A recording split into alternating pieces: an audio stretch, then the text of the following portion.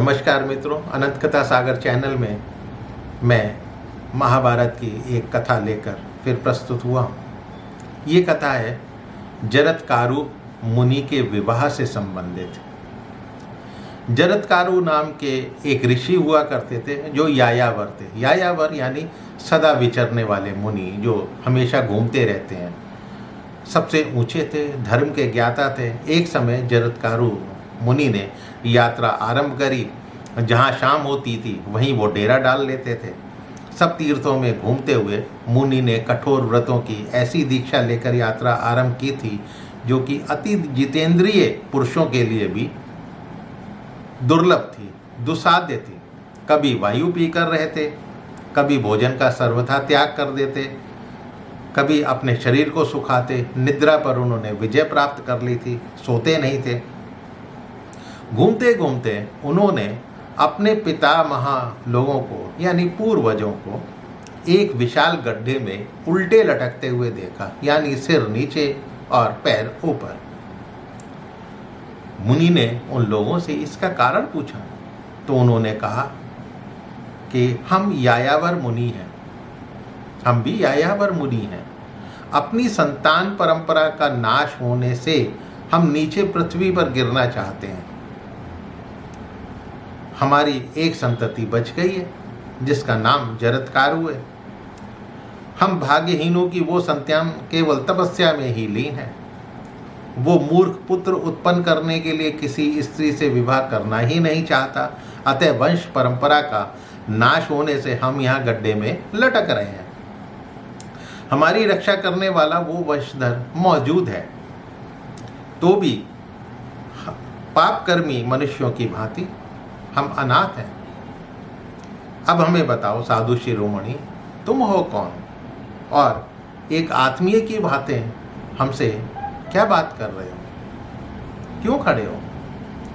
तब जरत्कारु बोले, मुनिवर पितामह, आप लोग मेरे ही पितामह पूर्वज हैं। स्वयं मैं ही जरत्कारु हूँ। बताइए मैं आपके लिए क्या सेवा करूँ?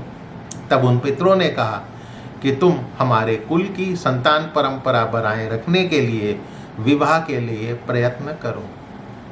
तुम अपने लिए, हमारे लिए अथवा धर्म का पालन हो इस उद्देश्य के लिए पुत्र प्राप्ति का यत्न करो। अब जरत्कारु बोलते हैं, मैंने तो निश्चय किया था कि जीवन में सुख भोगने के लिए ना तो कभी स्त्री को अपनाऊंगा, ना ही मैं धन संग्रह करूंगा। लेकिन ऐसा करने से यदि आपका हित होता है, आपका कुछ उपकार होता है तो विवाह अवश्य करूंगा। लेकिन मेरी एक शर्त होगी, किसी कुंवारी कन्या जिसका नाम मेरे नाम से ही मिलता जुलता हो, मेरे समान ही हो, जिसके भाई बंधु स्वयं मुझे उसे देने की इच्छा रखते हो और स्वयं भिक्षा की भांति वो मुझे प्राप्त हुई हो, उसी कन्या से शास्त्रीय विधि के अनुसार मैं पानी ग्रहण करूंगा। मैं तो एक दरिद्र हूँ, भला मुझे अपनी कन्या देगा कौन? भीख मांगने पर भी कोई कन्या नहीं देगा। इसलिए मेरे विचार में यदि कोई भिक्षा के रूप में अपनी कन्या देगा तो उसको स्वीकार करूंगा। इसके लिए मैं हमेशा प्रयत्न करता रहूंगा। इस प्रकार मिली पत्नी से यदि कोई प्राणी जन्म लेगा तो वो आप लोगों का उद्धार करेगा। अतः आप अब अपने सनातन स्थान पर जाकर प्रसन्नता पूर्वक रहें। यानी पितरों को उन्होंने निवेदन किया कि भाई आप जो है अपनी अपनी जगह पर जाइए, जैसा आप कहते हैं मैं वैसा करने का प्रयत्न करूंगा। उसके बाद जरत्कारु फिर पृथ्वी पर विचरण करने लगे। काफ़ी समय बीतने पर एक वन में जाकर पितरों का स्मरण उन्हें आया। जब स्मरण करते हुए बैठे हुए थे तब कन्या की भिक्षा के लिए उन्होंने 3 बार धीरे से पुकार लगाई, कोई भिक्षा रूप में अपनी कन्या मुझे दे जाए। धीरे से पुकार लगाई। उसी समय नागराज वासुकी अपनी बहन को लेकर मुनि की सेवा में उपस्थित हो गए और बोले, ये भिक्षा ग्रहण कीजिए।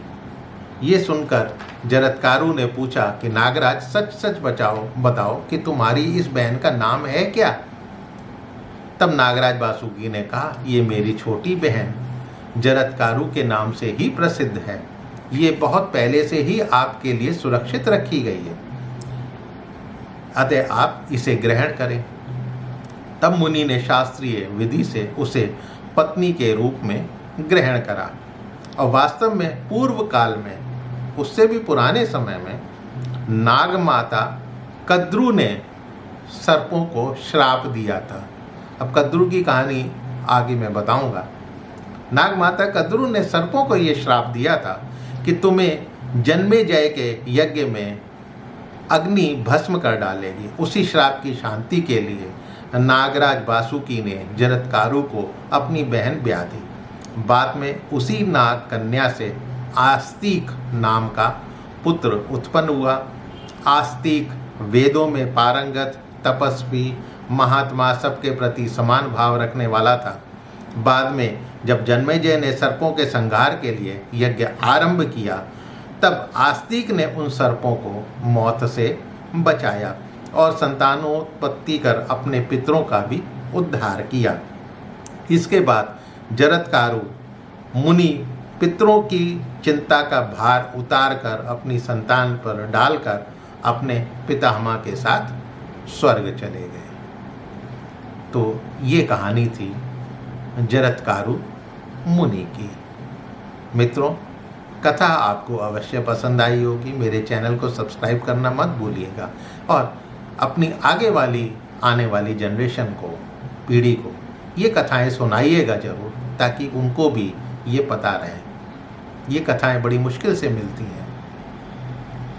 फिर मिलता हूँ किसी नए किस्से, कथा, कहानी के साथ। तब तक के लिए आपसे आज्ञा चाहता हूँ।